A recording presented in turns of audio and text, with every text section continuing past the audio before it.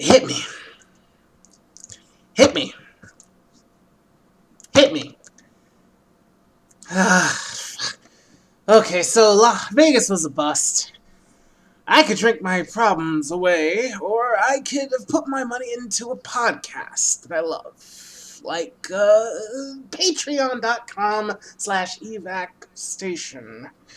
For less than the buy-in at the blackjack table that I just flipped over, you can help us with cost of housing and afford us more time to make the podcast you like even better. Because it's not Vino Veritas, it's N Vino Veritas. Now again, that's patreon.com/evacstation. Well, bottoms up. When I was 17, I drank some very good beer. I purchased with a fake ID. My name was Brian McKee. I stayed up listening to Queen when I was 17. I don't know if my wife left me because of my podcasting, or if I started podcasting because my wife left me. Either way, this is the After Credits cast, and I am Aaron J. Waseska, and with me today, I'm not alone. I've got Ryan Metters. Hello there. That's a real callback to the movie, man. A little bit. Just to make sure everyone's on the same page, my wife didn't leave me. She's out with a friend tonight. It's fine. Everything's good. You can follow us on Twitter, Tumblr, or Facebook. You can also go to various podcast platforms of choice. I feel like there's an echo in here because we've been moving stuff in the apartment, so some of the stuff on the walls is gone. I'm hoping it doesn't come in the recording. That'll be interesting.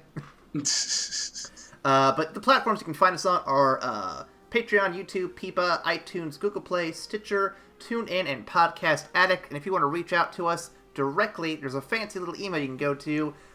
Ryan, what is that email? That is the whole year in excuse me. That is evacstation@gmail.com. I like that hotel name because it could be a pun at the same time, and it made me was smile. So good. It was real good. Before we get into today's movie, let's get to a quick little positive spin on what you watching. Ryan, what have you been watching that isn't this movie? Oh, man. Well, I love those positive movies, or at least my girlfriend does. So, per her request, because new episodes are coming up in June, I have took it upon myself to catch up on the latest season of The Handmaid's Tale. It's so light and cheery. No, it's a really good season. It's a remarkably well done show. Very artistic, very powerful.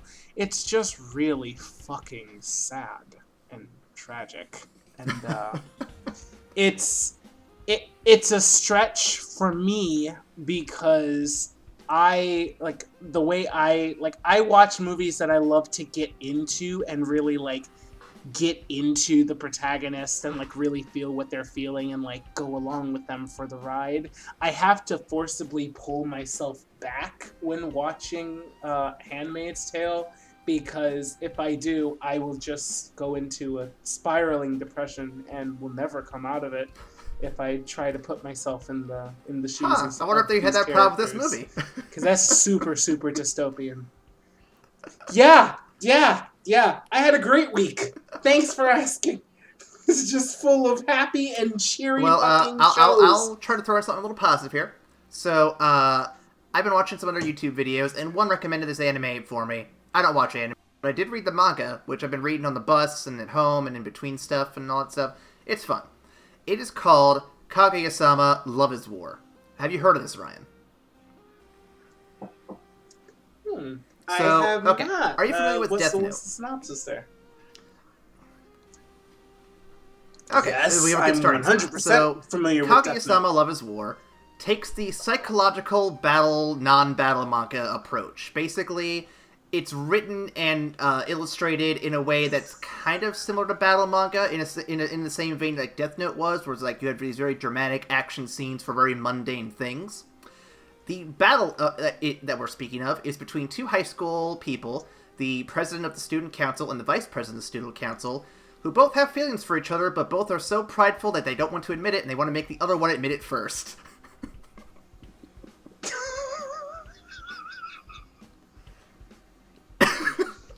So when it was first pitched to me, I was kind of like, this is just a rom-com. It's just kind of dumb. But then I saw the video. He kind of broke it down a bit more. I'm like, okay, I'll give this a shake. I'll give it a fair shake. I jumped in, and I gave it a couple chapters, and within a week, I'm already at chapter 60. Here's the thing, though. It's not so much that the romance is, like, what I'm in for. There's a lot of good side characters involved, and while there's a lot of, like, chapters in between the big moments that really just fucking hit home just how good these two are together, there's a lot of, like, goofy chapters in between that just kind of, like, pull you away, but the chapters that really hit home, dude, they hit home so fucking hard. Jesus Christ. There's one where they go to a fireworks festival, and some obstacles get in the way of making it happen, and then one of the protagonists, Miyuki, the boy, he pulls a real fucking left field, like whammy for this one. It works really well. I'm like, oh, this is perfect. And of course, then, like, a chapter or two later, it goes back to their usual shenanigans. Like, oh, you were so close. Why aren't you getting back together now? Do something, god damn it. There are only 12 episodes, Yep. and it's on Crunchyroll? Yeah, it just started its anime season. It's so good. Well, It's so good. Oh, so is it? Yeah, it's so, not. So the manga's complete, ongoing, and the anime I think that, just started this past right? season. So it's coming up. It's coming going. Interesting. Mm-hmm. Okay. Like I said, I'm falling in love with that. this way harder than I thought I was Really going cool. to, and I'm very surprised with that. So for anyone who's not seen it, again, it is Love is War, which you can find on various manga sites, or if you want to find it on Crunchyroll for the anime version, Ryan's got you covered. Going away from happy-go-lucky high school romance between two fucking tsunderes, we're gonna jump into this episode. We have another Ranger in the Cager for you, boys. This week is 1995's Leaving Las Vegas. Oh boy. Written and directed by Mike Figgis and based on a John O'Brien novel, this film went on to make $32 million and 29,000 on top of that, which is roughly 8 times what it cost. This is a very cheap movie. Very cheap. What's more, that's just more money in the pockets for our cast for Julian Sands, Richard Lewis, Steven Weber, Elizabeth Shue, and tonight's high roller, Nicolas Cage. The awards for this movie, there's a few good ones. The movie is also scored Best Feature, Best Director, and Best Female Lead from various awards that I'm about to mention because the rest, Nick Cage has won many awards for his performance, including an Oscar, a Golden Globe, a SAG Award, a Felix Award, an ACCA Award, a BSFC Award. These are all critic associations, by the way, these next few. CFCA, the DFWFCA, the LAFCA, and an NBR Award, an NSFC Award, NYFCC, which is New York, for those who are keeping up, a Silver Seashell, and an STFC Award for his performance. That's a lot of damn awards. It's a lot of damn awards. Man. Ryan, you got some fun facts for me? Are there? I don't know if they're fun, what do but you got? I have facts. I have facts about this movie.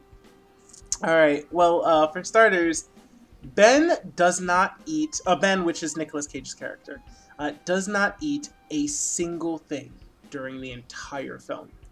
Now, this reinforces his dependence. Jesus. On alcohol, as chronic alcoholics usually forget to eat or can't actually force food down. Now, during the restaurant scene, he puts spaghetti on his fork, but actually doesn't eat it. And when Sarah fixes him rice, he eats an ice cube instead. So small touches that really sell the character.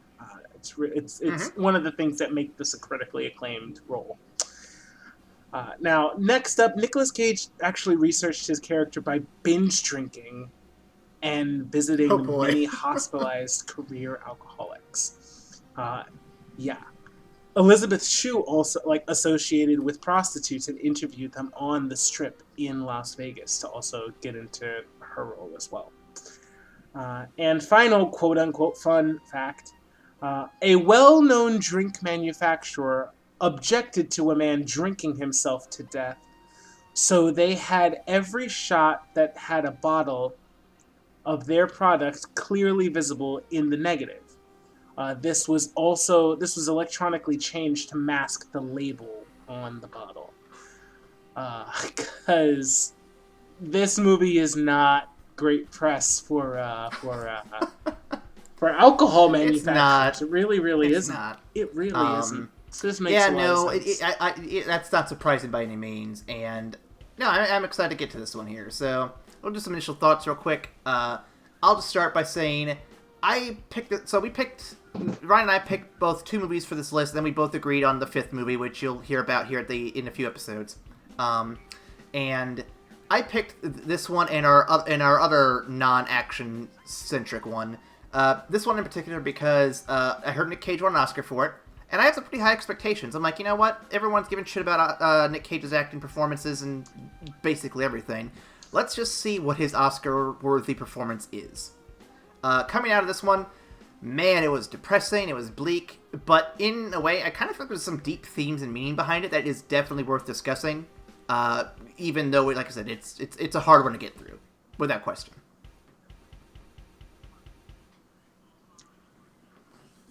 Alright. Well, following up on that, I definitely had a hard time watching this movie. I was live texting Aaron while I was watching it, and I told him I had to stop like every 5 minutes because like my secondhand embarrassment was kicking in so bad. It was just like it was like cringy and really hard to watch, but it was so real and true to form. And I think that's honestly what is the huge selling point of it, because the level of degeneracy it reaches is ridiculous, but the realism of it makes it tragically depressing. Like, knowing that this is actually the depth of human interaction, and like there are real life people who are this bad and are this hurt inside that they have to resort to these methods to kind of find some solace in themselves. The truth that's brought to this is really hard. It's really bleak. It's really depressing, but it's real. And I can absolutely believe that he won several awards for this. As difficult as this was to watch, sometimes the truth hurts, and he put it on display. On this one. And that actually does remind me, I have a big question I want to ask you before we get too deep into conversation, but that'll be after the synopsis, so don't let me forget about that. Yeah, in case you listeners were haven't caught on yet, this is going to be a different podcast. This is not the typical be reminiscent of Grave of Fireflies. It's not quite on that same level, but it'll have a similar tone to it. Yeah. Oh boy. Yep. All right, let's do this, man. Go Ben ahead. is a drunk who can't seem to hold his life together in LA. When he's let go from his job of writing and or editing screenplays, he decides to torch the pile and move on out to Vegas with his severance money. He runs into a prostitute named Sarah who works for a Latvian man whose name I don't actually remember. When she meets Ben, he pays her to have for a night. But rather than get busy, he just gets drunk and tells her his plan to drink himself to death, and she stays with him, finding comfort in his company. When she returns to the Latvian guy I previously mentioned, he cuts her and slaps her for coming up short on cash. She goes to make up for it, and even comes back in the next scene with a fistful of dollars. Unfortunately for our Latvian friend, friend in air quotes. He is killed by other gangsters, pimps, someone. They don't really get into it. Sarah seeks out Ben again, and the two go to dinner. They forge a relationship with one rule. Sarah cannot ask Ben to stop drinking. The relationship starts off fine enough, but Ben is triggered into remembering his former family during a night at a casino, and things seem to go downhill from there. Enough time passes, and Sarah's eventually fed up with Ben's drinking and asks him to go see a doctor. Too inebriated to express his feelings, Ben instead finds another prostitute and brings her to Sarah's home, where he's been staying. Obviously, it's kind of a deal breaker, so Ben, you're out. Sarah goes back to work, only to be raped by a trio of assholes with a camera. She gets no sympathy from anyone, as they immediately can tell she's a prostitute from this, and apparently not worthy of human kindness. That's a low bar, I guess. Because of this, she's also evicted. Ben then gives her a call, telling her he's on his deathbed. She goes to him and they finally have sex. When he wakes up, he dies in her arms, and it seems she's turned her life around afterwards, but that's probably a different story for a different film. Hard to come up with good jokes for that one. Hard to come up with good jokes for that. Yeah, that was the movie. That was it right there. So let me start things off real quick, Jesus. Ryan. So I know you're aware, but the audience may not be aware. I do not drink at all. I have zero experience with alcohol in any capacity. So my perspective on this is certainly biased against Ben's character and his choice of lifestyle. So Ryan, as someone who has partaken in various liquors and who has actually been drunk on the podcast before, can you give me perspective and help me understand exactly, get me into Ben's headspace on any level at all? Oh man. Okay. Well, there's about a mile of difference between casually enjoying a drink and the level I fully of understand dependency that Ben yeah. No, I feel the need to preface that because damn, no, let's just go there. I have close family members who are alcoholics, and it's living with them in that environment. For the longest time, it made me swear to never drink. Period, because the need to get away from reality can be so all-encompassing that you literally want to spend your entire day in an altered mind state, because troubling thoughts are easier to shrug off when you're drunk. Kind of, if you can keep yourself distracted. It's easier to distract yourself while you're drunk. It's a double-edged sword, because alcohol is a depressant, and if you don't have anything to take your mind off of the really bad thoughts, then the really bad thoughts get amplified, and then it could lead to some really destructive behavior when that does happen. I can say the first time that I moved to drink was one of the lowest points of my life. And it was partially to escape the feelings that I was feeling. So I can 100% say that the seeking solace in the bottom of a bottle is absolutely a thing that can happen. Have I experienced it or seen it to Ben's extent in the past? No. And of course, it's Nicolas Cage, so he does everything big and blown up.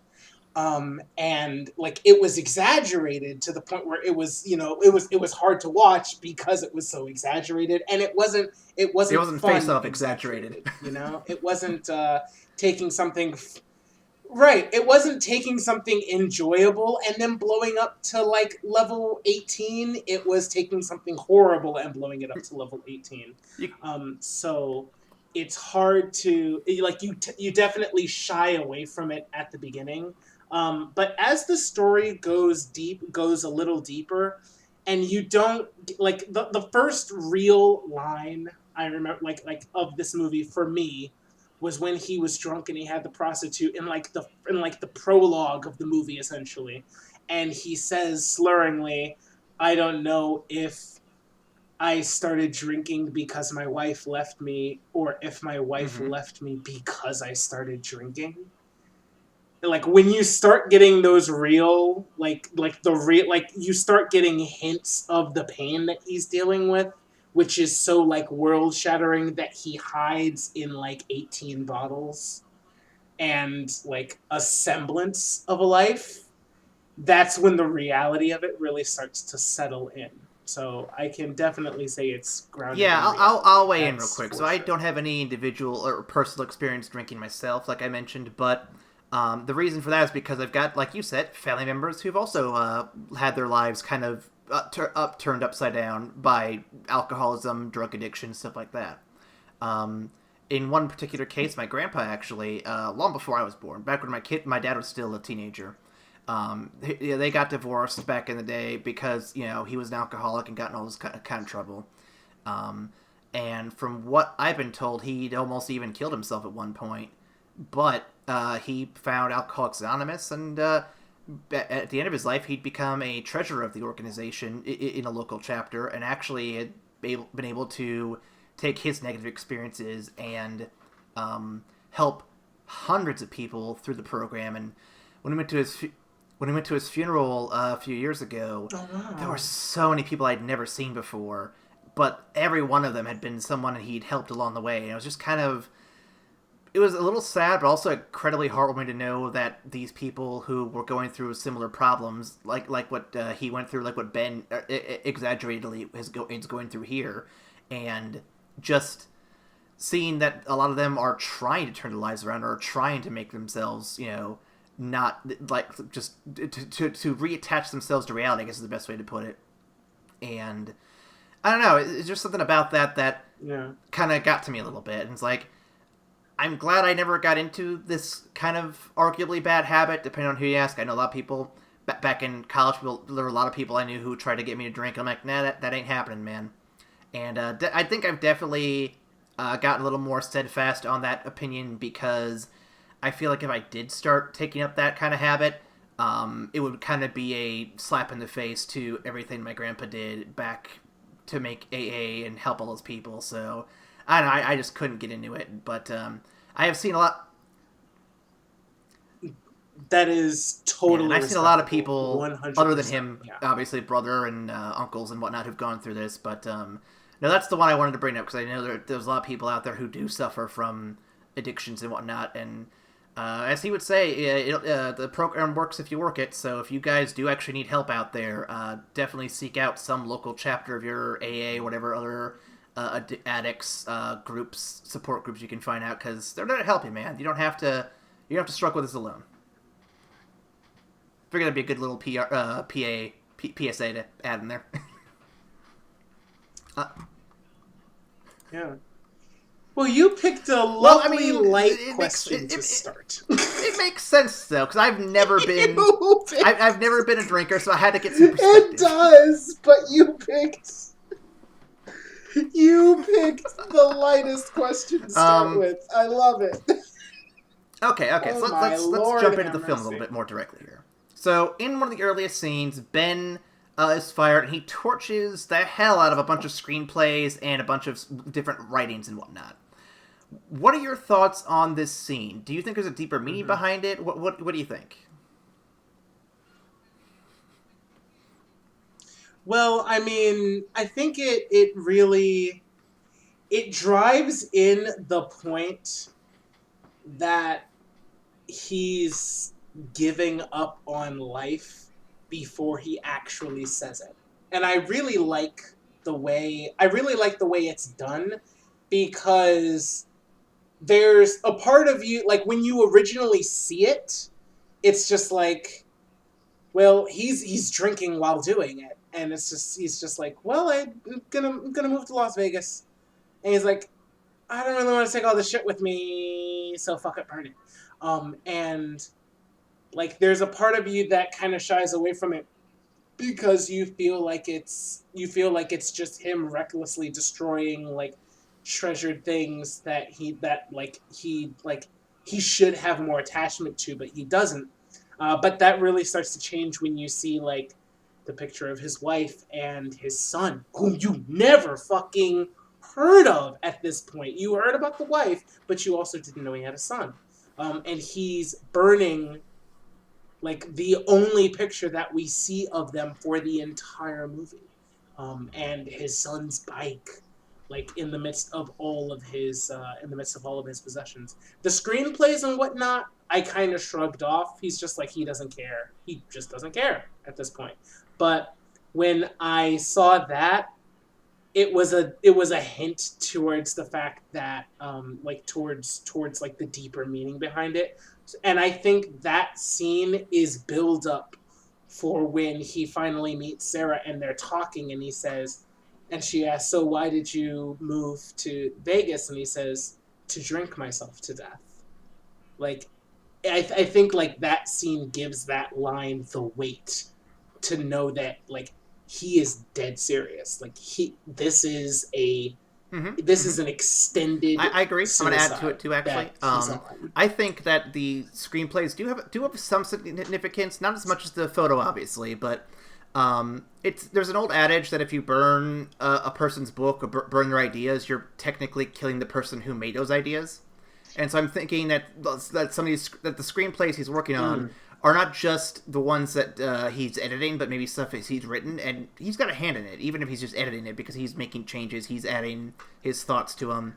He's burning away his old life. He's basically, like as you said, killing himself. He's getting rid of all of his past. He's getting rid of every aspect of it, from his from the family he's had to the career to just the creative, joyous part of his life. He's just burning it all away because none of it matters to him. None of it holds any meaning to him anymore.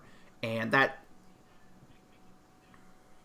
I can see that. I can see that holding a lot of weight with you personally, as you are a hell of a creator and like you create so many things. So like seeing a fellow creator kind of destroy their life's work. Yeah. So there's definitely a little bit more to it than that, but I definitely think we're both right on the fact that this is basically the beginning of his suicide. He's basically killing himself here mentally and spiritually before he actually does it physically, I think. So definitely a strong start to where this is going here. So next up on my list here, I'm going to go to a funnier question here. It's a throwaway line in the film, but I am very curious. Why would Ben want to fuck the cat in the hat?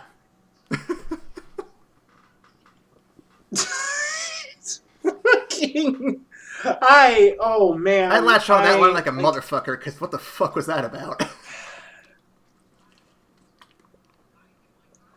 I don't know. Honestly, I could say that Ben has a really, really interesting relationship with language throughout the entire film. I could say that it's actually like his all of his dialogue and how he interacts with people.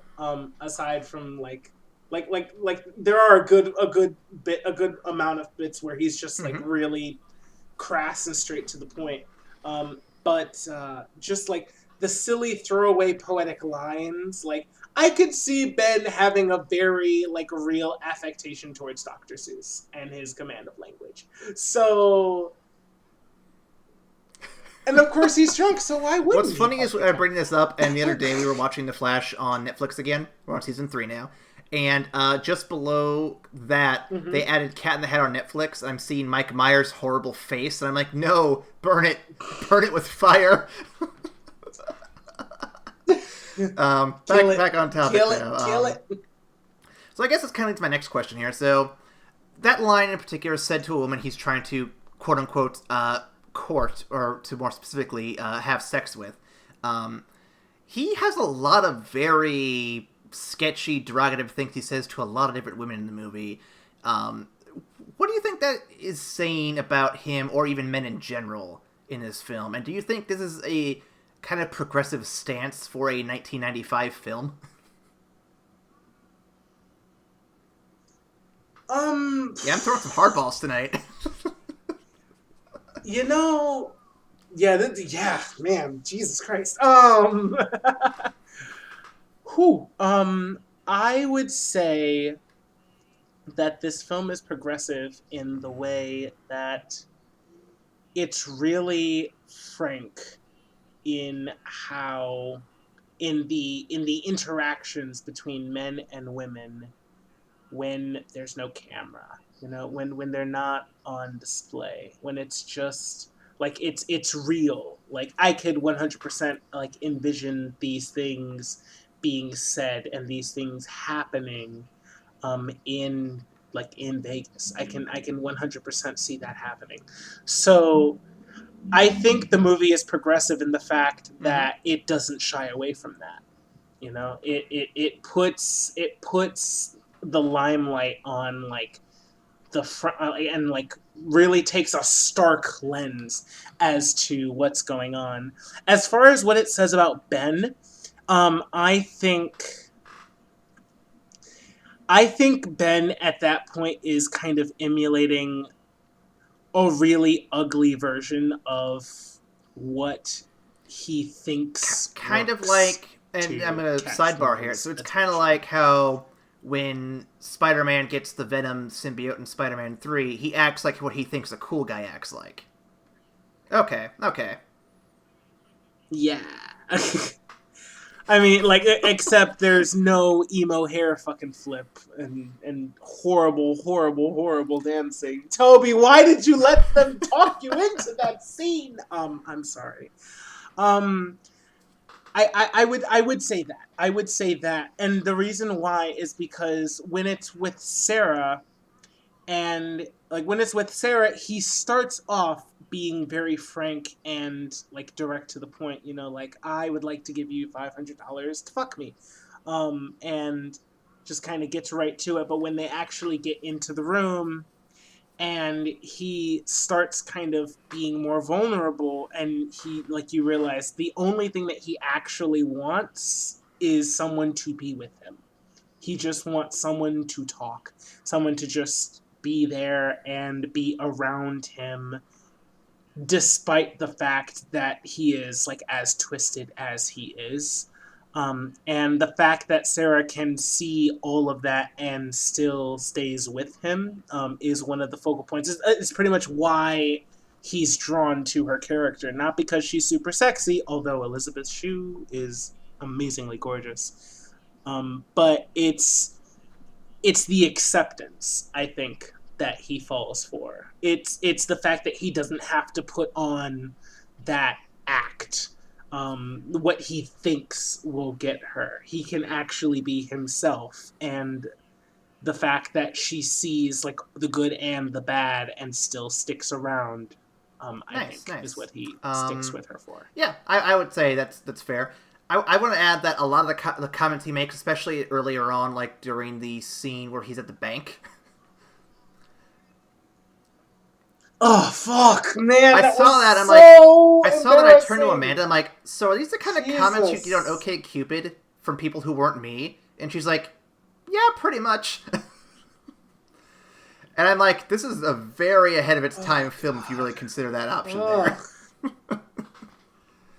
Because this is the kind of like Ugh. woke, like I'm trying to think of the word. It's the very woke, like in your face, like, hey, look at what these assholes are doing approach that you wouldn't expect from the '90s, because the '90s were a very quote unquote innocent time, and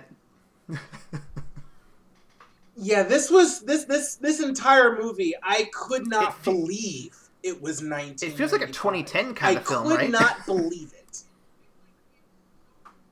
Like it's so stark and like in your face.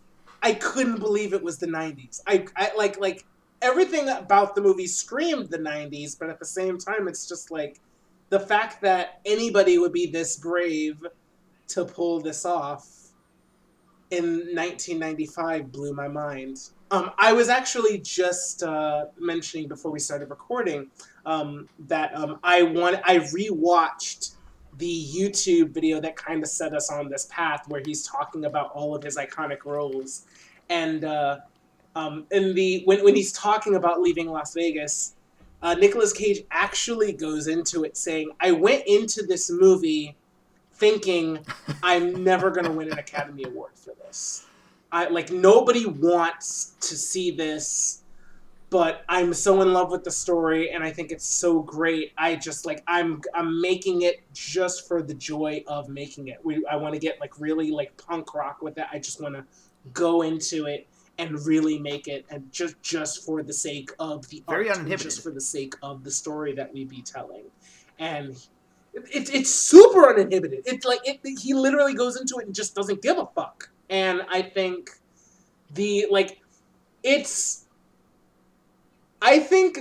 amount, the nonchalance that it shows towards the Academy, and you can there are a lot of movies that are straight up Oscar bait. They're making this to get an Oscar, and it's 100% apparent in everything about the movie.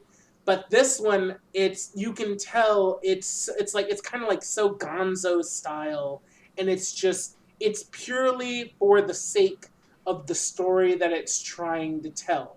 Every piece of energy in this movie, it goes towards the meaning of the story, not towards how it's going to be perceived, but towards the story that they're telling. And I can 100% see why it won so many awards, because it's truly a movie that's made. And I want to say too that I think there's 3 classes of film that are released throughout the year. There's your, like you said, Oscar bait films that are made to win awards. There are your money makers, your blockbusters. That's your Marvel, your Star Wars, all the ones that are designed to basically bring the studio money to fund smaller projects like this. And then you have films like this that are put out there, and there's no expectation to win awards. There's no expectation for it's just trying to tell a good, captivating story that actually means something. And I think these are the ones, Grave of Fireflies, other ones we've mentioned before like this, these are the ones that actually deserve to win awards because they actually stick to their guns and what they want to do. They don't follow conventions 100%, and they aren't out to make money or get notoriety. They're just trying to tell a captivating story that it may not hit every note, it may not be the best thing, but they're definitely telling you something that is going to have far more depth than any of the other things we mentioned. Yeah, I 100% agree, and it's one of this more than I want to say this is one of the best movies that we get to review this year, and the reason why is because it's so hard, it's so difficult, if you watch it once, trying not to pay attention to it because it's making you so uncomfortable, you're going to miss a whole bunch of shit. But if you actually sit with it, there's such a wealth, there's such a depth to it. It's a movie that's saying a lot. It actually is saying a lot. And it's one of the more artistic movies that we've actually gotten to tackle. And it definitely made me uncomfortable while watching it. But once you get past that, and once you really try to get into what the story is saying, in the midst of the uncomfort, there's so much there. There's so much there to really dive into, and it's. I'm glad you picked it. I was super mad that you picked it, in the middle of the movie. I was like, why is he making me watch this movie? Let's get back to fun, Nick Cage. I appreciate that. Thank you. Really glad that you picked this movie. I think it was definitely a pick I wasn't expecting to love as much as I'm getting into here. But I love it when we can find something that like this, or I'm gonna harp back on it again, Grave of Fireflies, where it's you don't expect it to hit you as hard as it does, but when it does, man, does it hit you hard. I definitely will say, though, that since we are going to take a break from Marvel films going forward, at least until Phase 4 is done, because I feel like I want to give it a little bit of breathing room, we might have more room in next year's schedule should we decide to continue. For more artsy films like this. Not this exactly, but definitely more independent studios or smaller films, just to kind of branch out and do different things. So we'll see how that plays out. Yeah, we will. We will. And if you want to see more artsy films, or you want to go on ahead and recommend a particular film that you're interested in, please reach out to us at evacstation@gmail.com. We'd love to hear your recommendations. If you want to help us stay around too, be able to do those, go to patreon.com/evacstation. And I do have some more questions, though. Please do. Yes, 100%. No, I love it. I just wanted to. We're synergizing here. Man. Okay, so you explained why Ben wants to stay with Sarah. I think it's pretty obvious. She is like a home, a safety net for him, so to speak. Why does Sarah have any attraction or desire to stay with Ben?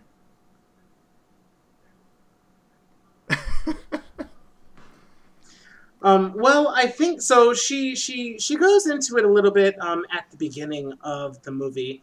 And side note, I love the device that they use where essentially she's talking to someone, and they keep going back to it time and time again.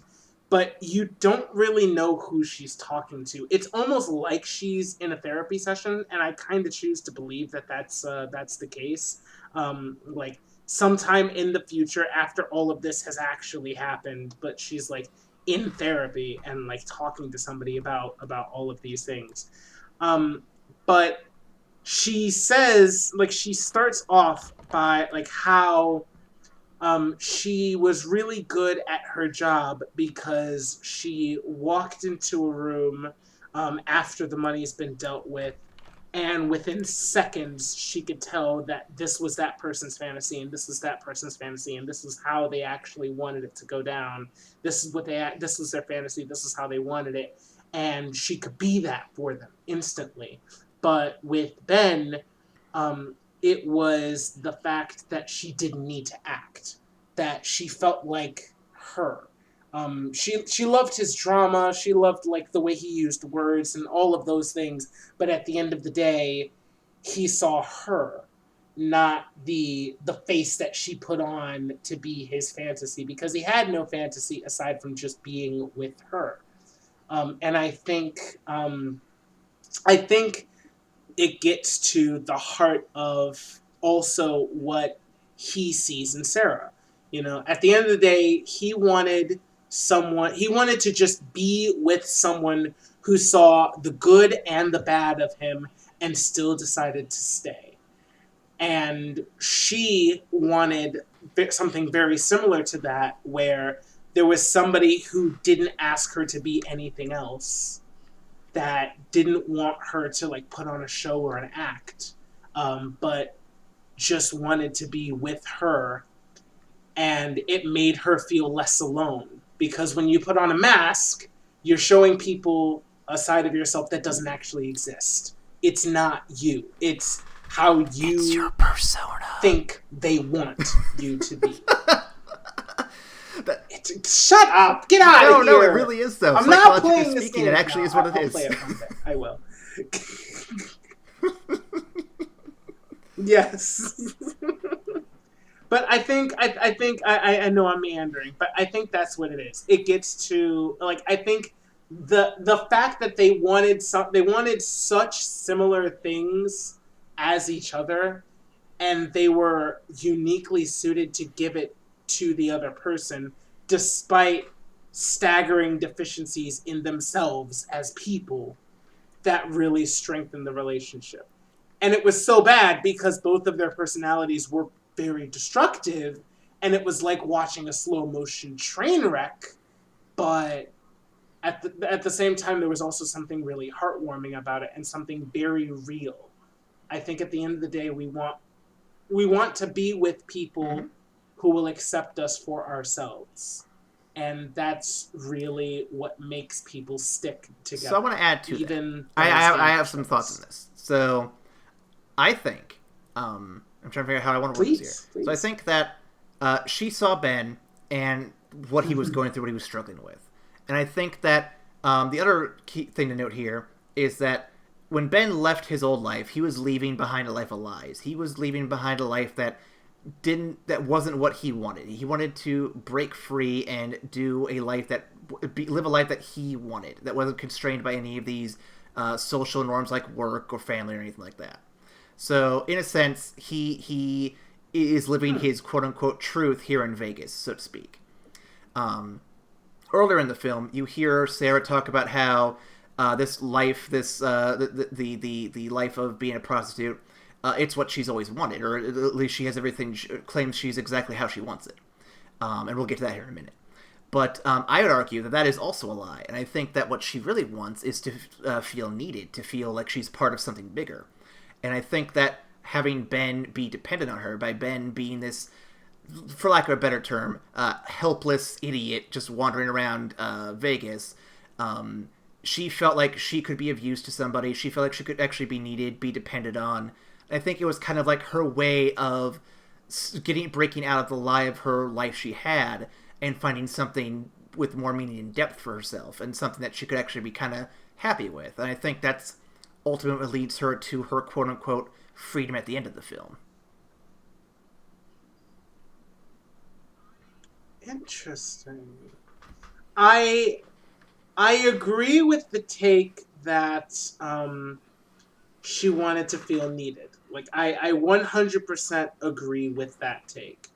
I don't necessarily agree with the fact that with the idea that Ben was essentially living a lie. Well, no, he's living his truth in Vegas. I think he was living a lie in LA before he comes to Vegas. No. Okay. Right. No. Sorry. That's what I meant. I don't necessarily think he was living a lie. I think that in Vegas, in LA, because I think LA and then I think Las Vegas, and then I get them confused. I think in LA, what he was living wasn't necessarily a lie, but rather it was his old life, or he was trying to hold on to semblances of his old life. And the way I see that is because when I think he's genuinely like torn up when he gets let go from his job, and he's interacting with these people who know him from his life, but nobody wants to actually deal with him in LA. Like the movie starts off with him like going up to some people, like some like actual like colleagues that he's worked with, and asking for money to drink. And they're like, look, here's everything in my wallet. Do me a favor, don't drink it here. And please don't contact me again. Like we see him trying to hold on to like these people that he knows and this life that was his, but you can tell that he can't. And I think that genuinely pains him. But I don't think it's necessarily a lie. It's just something that he wants to hold on to but can't. And so when he goes to Las Vegas, I don't think it's necessarily him living his truth. It's him accepting that his old life is over. And rather than trying to find a new life, he's just like, well, if my life is over, then I'm going to spend the rest of it drunk out of my fucking mind and just seeing new shit. So all right. Yeah. So my next question actually just go back to Ben. So there's a scene where he's in the casino with Sarah, and they're having a fun time playing games, and they're at the blackjack table, I think is what it is. And in this scene, a waitress comes over, talks to him for a second, and then he flips the table, and talks about his son for a second before he gets dragged off, and that scene cuts out to black before it goes to the next scene. Ryan, this scene went by very quick for me, and I have to ask you, did you catch what was said before he started flipping out that caused him to flip out? I didn't either, and I'd like just sit here. I did not, and this is. I mean, I kind of here's the thing. It was really interesting going back to the GQ YouTube video and hearing him talk about it. And he mentioned something about the line being like he was his father or something like that. I did not catch it. But like that's what really caused him to flip out. So like him, like I think there was something in particular about gambling that really set him on edge. Which shocked the hell out of me because he, like, with Sarah, he seems so lucid about his condition.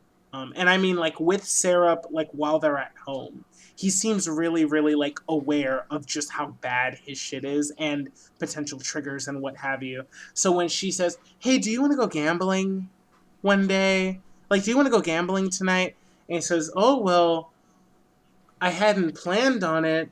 If you can hold the rest of my money, I think I could go spend, like, a couple $100 at a casino. Sure. But then, like, he loses at, like, they get to the casino, and he loses at, like, the first slot machine that he gets to. As you do. And almost flips out. Like, instantly. And I'm like, okay, so there's something there. There's something, like, big there. And he mentioned before this happened that it's something about being with Sarah. It's almost like an antidote to the drinking because he's of course constantly drunk, but there's something about her that balances him out, and that it's been really, really good thus far, but that can't last. I loved that line, and I loved how lucid he was about that. So it's almost like he was about to lose his shit just at the slot machine, and then he kissed Sarah to try and balance himself out. So I think it was a double whammy. I think she said something that triggered a thought about his son, about his family life, and he lost it. And also the fact that he was losing at blackjack. I think it was the double whammy that caused him to fucking lose his shit. I still do not know what was actually said.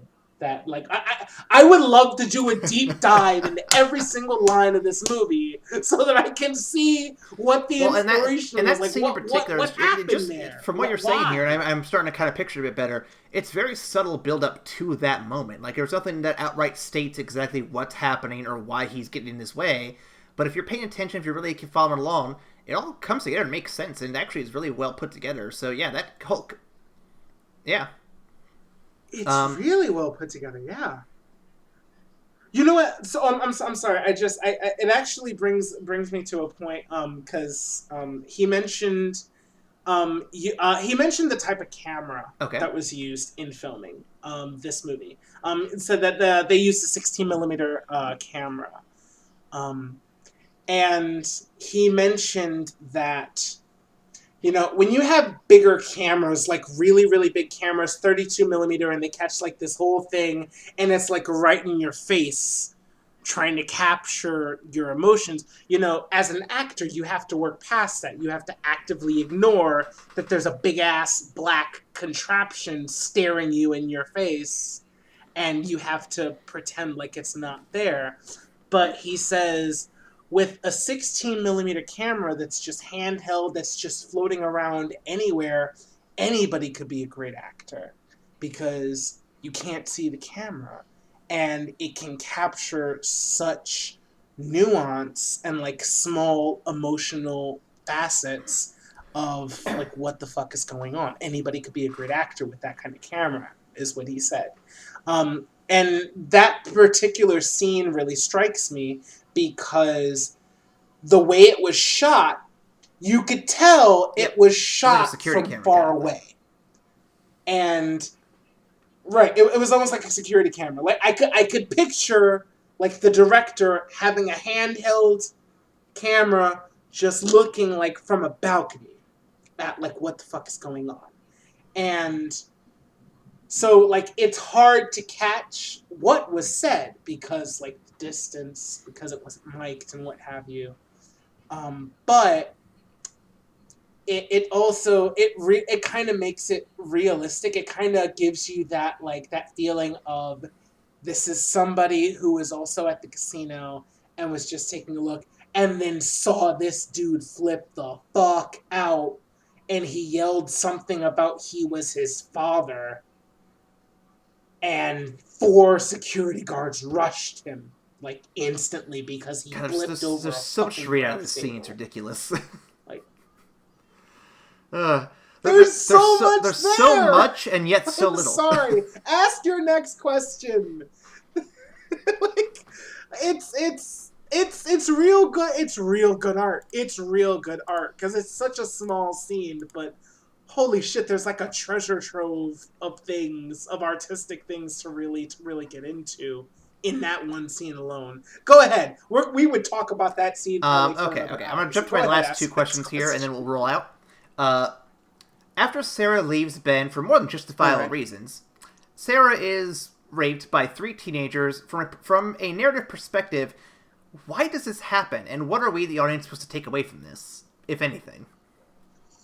This scene really kind of came out of nowhere for me, because I'm looking at it from a narrative perspective, a thematic perspective, and I'm like, she just did something good for herself. She just cleared away this problem that was going on in her life, and she gets arguably punished for it, in a sense. And I'm sitting here thinking, why is this happening to her, of all people? Like, I get in this profession, it's a danger you always have to deal with, sure. But I'm looking at this, I'm just thinking to myself, why are the film gods in particular, why is the creator of this story deciding that this needs to be what she goes through next? Because she's already been kind of crapped on a lot in this story, and I'm just trying to figure out where this is going from here.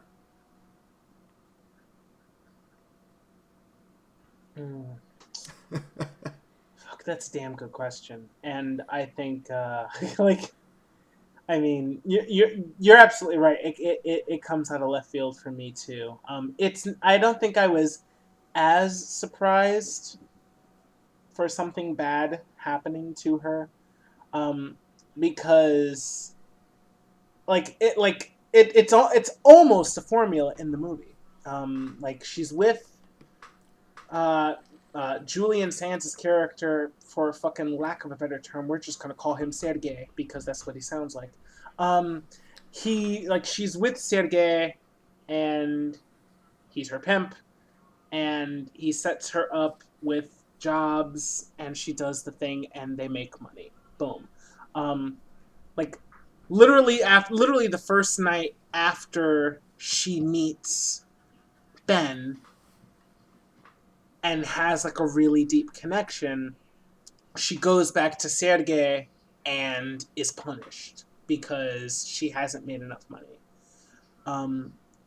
And she tries to come up with more money, and, like, it still doesn't really work. So she goes back to Ben, and she's having a good time in spite of dealing with Ben's illness. But then when she leaves Ben again, she automatically hits like the horrible aspects of her life, and like how and the dangers inherent in her profession as well. I think the movie uses this to portray like exactly how cold and how terrible it is, like, out on the streets like that. Because you're not going to find a Ben on every corner, you know? You're not going to find the person that, like, wants to just be with you for the sake of being with you, and accepts you fully for who you are. I don't think necessarily that it punishes her for it, but it's a stark contrast to show exactly how cold this her situation is without that. Because not only does she run into these 3 assholes who who raped her. Jesus Christ. I still can't believe that fucking happened. I'm more in a movie surprised in that they kept cutting 1995. back to it for I a still shot or can't two every believe now and that. then. I'm like, okay, I knew it happened. I didn't expect you guys to show more of it. Like, damn, I still can't believe it. But I think the biggest thing that really threw me for a loop, surprisingly, was not that scene. Because like that was horrible, and I was absolutely shocked. But I think what shocked me more was the cab ride afterwards, because the cabbie is like, He's like fully he victim sees blaming. that she's gotten roughed the hell up, and at the same time, like he even goes like, you look like you're having trouble sitting down. What did you get, an unexpected rear entry last night? And I'm like, are you fucking kidding me? What? And like he keeps going back to it. It's not like a one-off cruel thing that he says. Because like he can already tell she's having a horrible, horrible experience right now. And all he cares about is making sure that she has the money to pay for the cab. And then after she confirms that she has it, he goes back to kind of making fun of her. Yeah, I remember how gross this guy was when I first saw it. I'm like, man, this movie is woke as fuck, because that's kind of not changed in all these years. Like, it's so bad. And then, like, it piles on top of it how, like, when she gets back in, and you can make the argument that her bad relationship with, like, the landlord couple at her place, like, fully stems from Ben.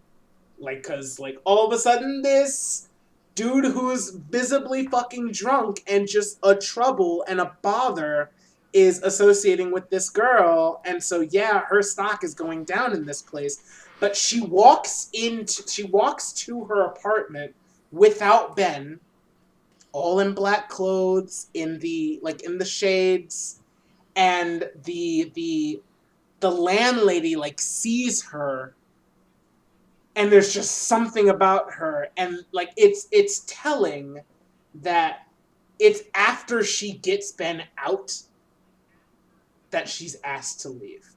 Like after she gets rid of the quote unquote problem, and after she has one of the most horrifying experiences of her life, that they're like, you know what? No, we can't have you here. Goodbye. So I think, I'm sorry, I meandered like crazy.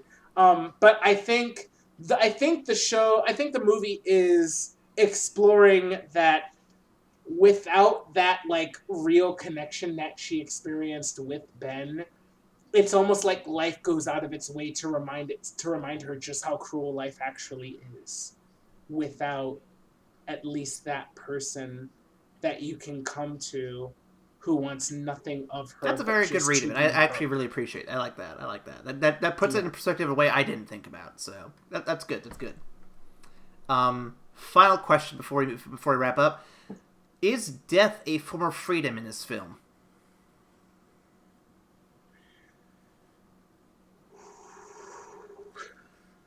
We're hitting really hard tonight. I fucking swear. That's a question. Hey, listeners, I'm proud of you for sticking with it, man, because this was real. This was real. I will say it is explored as a form of freedom. I think that it's interesting. And that's how he ends up leaving his dad. Is leaving Las Vegas, because but I also make the argument that Sarah herself leaves Las Vegas, because like I feel like the like where it keeps cutting back to where she's talking to somebody, and I like the more I think of it, the more I honestly believe that she's in therapy. But it keeps cutting back to her, like it's like really removed from her situation, and like telling about it, and like really speaking to it, and like in a very honest and very frank way. I think that at the end of the movie, both of our protagonists, Ben and Sarah, they left Las Vegas. I think, like Sarah left. Sarah got herself out of that horrible situation and improved her life. But at no point in the story did I ever think that Ben was going to make it. Like, I never thought that Ben, there was going to be an out for Ben that wasn't him dying. He 100% didn't plan on it. Like, he stated from the beginning he came to Las Vegas to die. And like he stuck to it. But at no point does the story like ever hint at there's a possible way to save Ben. You know, like it hints towards the tragedy of Ben. It hints towards like the deep, overwhelming, like physically crippling pain that he hides underneath all of the alcohol that he consumes. But the movie never hints at there being another way out for him. So I think it is explored as a form of freedom. I don't think it is the only form of freedom. I think there are some people who think that it's honestly the only way that they can get out. And I think the movie does not shy away from that. But I also think that the movie says that there are other ways to get including reaching out for help of horrible situations. And including reaching out for help, including like connecting with people. I would argue that the biggest part of the movie, that the biggest message of the movie is that the biggest help that you can have in those situations is having somebody that you can be 100% honest with, having somebody that you can connect with that will accept you. And like I think like that is the tried and true lifeline that can save a person. And even with that, it's still not guaranteed, because Ben had that and Ben still died. But Sarah had that and was able to get out. Very deep. I have no arguments there. I think hit the nail on the head pretty hard. Fuck. Oh, man, this is rough, man. Well, just a quick reminder to those out there that if you are considering death as your form of freedom, be sure to reach out to the nearest suicide hotline or to just reach out to anybody. Because dear God, please. Because that's a serious subject. We don't want anyone out there feeling like they're alone. So if you need help, go out there, call somebody, reach out to it. I never expected our show to last long enough for us to have that kind of conversation with the audience, but just a little PR reminder, PSA reminder. There is help out there if you need it. And speaking of reaching out to people, you can also reach out to us. Ideally, not about suicide. But about the films that we talk about and about what you want to see from the show. We love hearing from you, and you can reach out to us on Tumblr, Twitter, Facebook. You can also reach out to us through our email. Ryan, what is that email?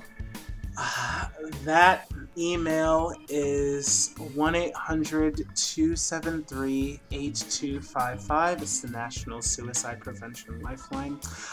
Or you can reach out to us about more lighthearted things at evacstation@gmail.com. I do appreciate the drop of the phone number there. I really appreciate that. We have that out there for you. Let's wrap this up real quick and move on to something a little more lighthearted. Just a little. So I'm going to do a quick review. For those who don't remember, it is gold through shit and all the colors, or platinum through shit and all the colors in between. Ryan, I think I get a feeling where you want to put this at, but go ahead and throw it at me. What are you thinking? Fuck, man. Shit, man. I don't know. I honestly don't know. I will say I will say this movie is not for the faint of heart. If you are No. If you are honestly just looking for something to entertain yourself, this isn't it. This is not it. But if you are willing to really dive into something there, if you know somebody who is going through something like this, if you yourself are experiencing something like this, and you can stand a frank, harsh look into the mirror, and really like see something to it. If you can stay in it long enough to really glean something out of it, and if our words helped in any way, then I would. I would give this a platinum. In all honesty, I would. I've been bouncing back and forth this one a little bit between gold and platinum, but I think I've made enough comparisons to Grave of Fireflies. I think it deserves it. I think that it is definitely that same like genre of film where it's like it's not a movie for entertainment, it's not a movie for pleasure. It's a movie that's there to slap you in the face with its themes and ideas. And I think that it is very relentless in it, but it's not like overbearing either. It definitely makes its points and steps back for you to reflect on them, and I think it's really good at what it does. Yeah, the only thing that I was hesitant about giving it a platinum for is the fact that whether or not I considered it required viewing, because I 100% think that everybody should watch Grave of Fireflies. This is not something Absolutely. that I don't think everybody needs to watch, but it's something that I think everybody can get something out of. And I 100% did not expect to walk in here and give this movie a platinum. I surely didn't. But the more we talked about it and the more we kind of delved into it, because there are a lot of movies where, to give you a peek into our production process, Aaron is 100% like he's 10 times the professional than I am. He like writes up all his shit. He really thinks his shit out. I watch the movie, I kind of ruminate on it, and then I let Aaron ask me questions, and then I answer on the fly.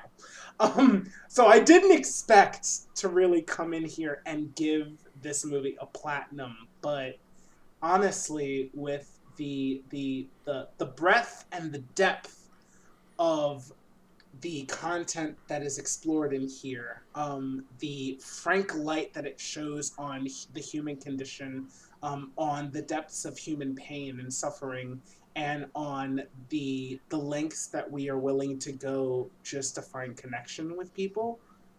Yeah, I can't help but give this movie a platinum. So yeah, 100%.